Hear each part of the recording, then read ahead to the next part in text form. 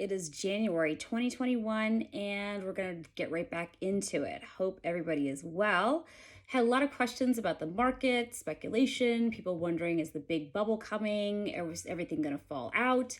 The answer is no. Market's great. There's no bubble.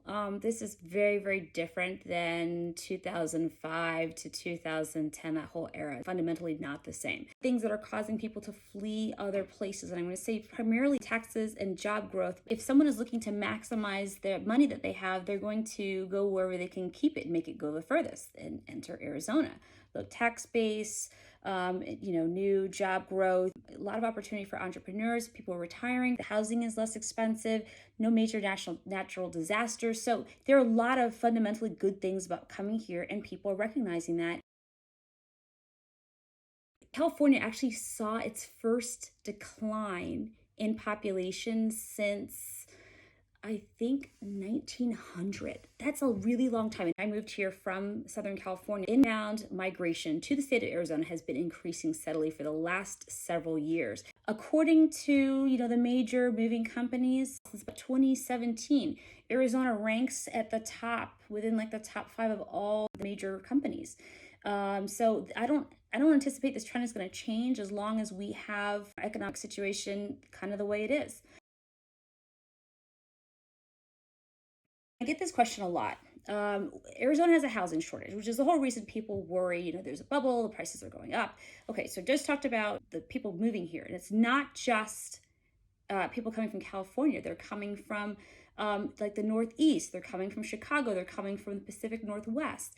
There are a lot of reasons, again, to come, but Arizona as a state did not keep up with production of actual units, like places for people to live. Back in 2008, 2009, 2010, the market rose on all the speculation, people living in these houses. The problem was there's nobody in the homes. They were empty. You get to the bubble, we had, already there was all this construction going on. There were people to occupy these homes. At SB 1070 back in 2010, and you had all of the labor essentially leave. So we haven't been building enough to keep pace with all the people that are arriving here. We don't have that situation now. We've got all these people coming. We haven't been building, and there's no place to put them all. As of 2019, I think based on Maricopa and Pinal County combined, we were just under 5 million. And by 2010, figure at the bottom of the crash, 4.2 million. We're talking 18% growth. We're increasing, whereas housing has not changed that much. In 2000, we had 1.3 million units, increased by 34%. So again, we had more supply than we had demand. And then the housing just hasn't really increased. In the last, 10 years, we've only increased our supply by 9%, whereas our population has grown by 18%. It's kind of like the basic supply and demand. We've got lots of demand and not nearly enough supply. Again, the big thing to note is that we do not have a crash because there is demand for both rent and purchases. There's just not enough supply for either. And Arizona is still relatively affordable as compared to the rest of the country. So again, if let's just say, the bottom falls out tomorrow, the reality is even if tomorrow things changed overnight, because we still have so much pent up demand that hasn't been satisfied yet, and still people coming here and looking, it will take time for us to kind of, get out of it. So the way the folks at the Cromford Report, our economists, where I get all my information, talk about it, you think about it as like a bathtub. You've got the bathtub going, and there's water coming out of the spout. You've got this drain. The problem is the drain is bigger and sucking more water than there's water going in. Anything that gets heaped into the barrel as far as new listings, it just gets sucked right out because there's already demand to take it. Think about it like this. When you're driving in your car, you got your foot on the gas, and you need to stop. Do you slam on the brake, or do you take your foot off the pedal? That's what we do. It'll slow down. We may not keep rising as fast as we've been, but it's not going to fall off a cliff. So that's what people need to keep in mind. As far as people being jittery about buying out, totally reasonable. I totally get that. The reality is it's still a seller's market. It's been a seller's market for a while. And it was funny because in this same call, they're talking about how if you've been a realtor for 15 years, it's rare that we've had a balanced market. Since I got in the business in 2005, we've had officially 2 balanced markets, and they lasted a very short period of time. Once was in 2010, and another in 2014. It was a buyer's market from 2006 to 2009, which is a really long time. So people only know about it as like, like foot on the brake, foot on the gas, foot on the brake, foot on the gas. And that's not normal. That's not typical. Neither are, 21, 22% increases in average price per square foot. That never happens. If we go from January of 2020 to January 2021, market increased, roughly 21.6%, that same average sales price per square foot.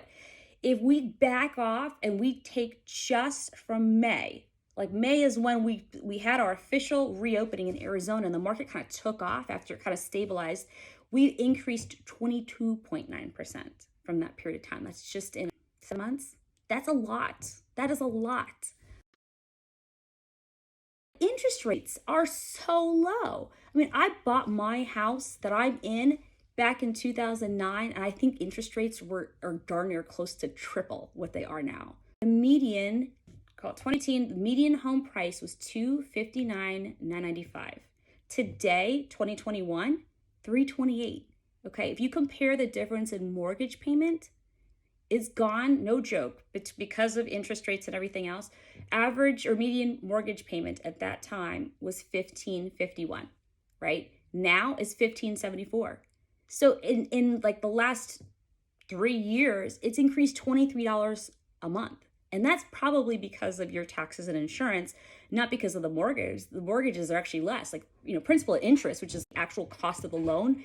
It's gone from $1,238 in 2018 to $1,193. I don't know why anybody would consider renting right now unless they truly A, could not afford it, or B, they just weren't sure whether they were going to be around for long enough to recoup the cost of getting in. So food for thought, since rents increasing like year over year, you're talking like 16%. That's a lot. That's a lot of money being spent on rent. You cannot write any of it off like you could your taxes or your interest. I mean, like that's huge.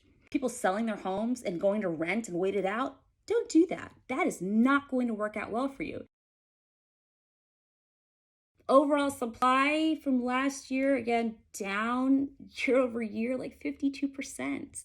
And while we do have permits in the works, we're not close. It's still going to take us a lot of time to catch up. Supply, our average supply, or active supply, this is like active listings, not pending, not under contract in any way, shape, or form. We're at 5536, and this was as of January 10th.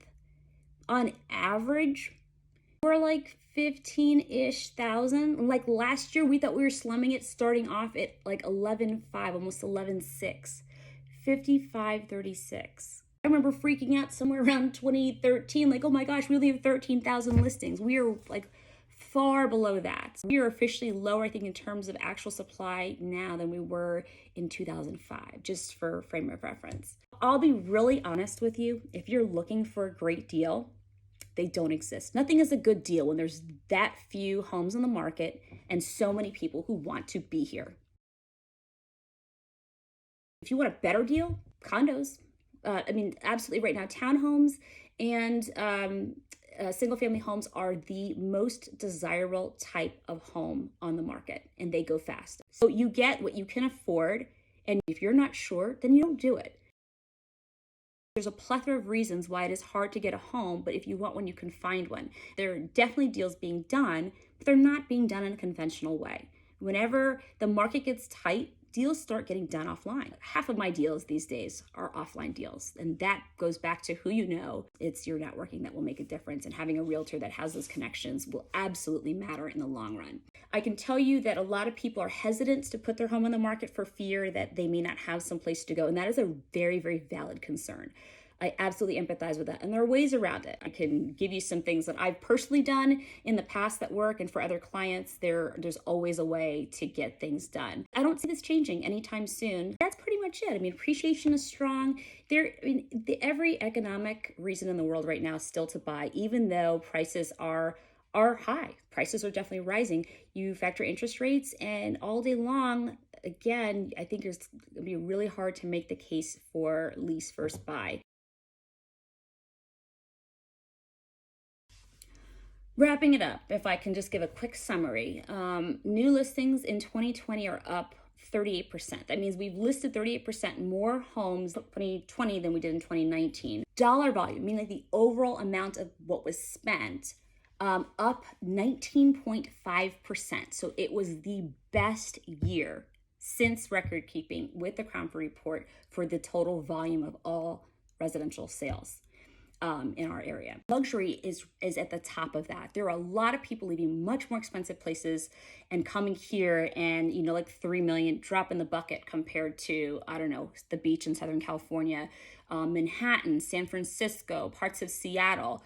I mean, the taxes are less all day long. Who wouldn't choose that if they had the option and could be here? The median days on the market prior to contract, 14 days. In a balanced market, anything between 90 days to 180 days, totally normal. Anything under 90 is considered a seller's market. 14 days is insane.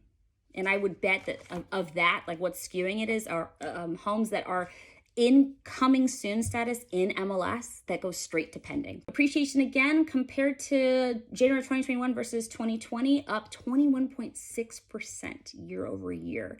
And all points are seeing incredible appreciation, but the biggest jump was between 225 and 500, which again, our median, I think right now, 328. So makes sense right in the middle there. Migration, again, the full 2020 census has not been released, but the partial report through July of last year puts Arizona at number 3 for population growth behind Texas and Florida. So again, makes sense if you go back and figure like where taxes are and property taxes and things like that. Looking ahead, prices in 21 will rise. There isn't any reason for the brakes to stop and then crash or fall off the hill. Could they slow down? Absolutely. In fact, I think that would be a good thing. When you have prices rise as fast as they have been, my heart starts to jump a little bit because I flash back to the crash. There are a lot of renovations that are underway. Good contractors are hard to find. I've got the name of a couple of really good ones. If you want some suggestions, I'm happy to do that. You know that I'm a serial remodeler and love this stuff. Want to talk about it? Let me know if you've got questions, if you have concerns, and whatever I can do to help, I will. Take it easy. Happy 2021. Stay well.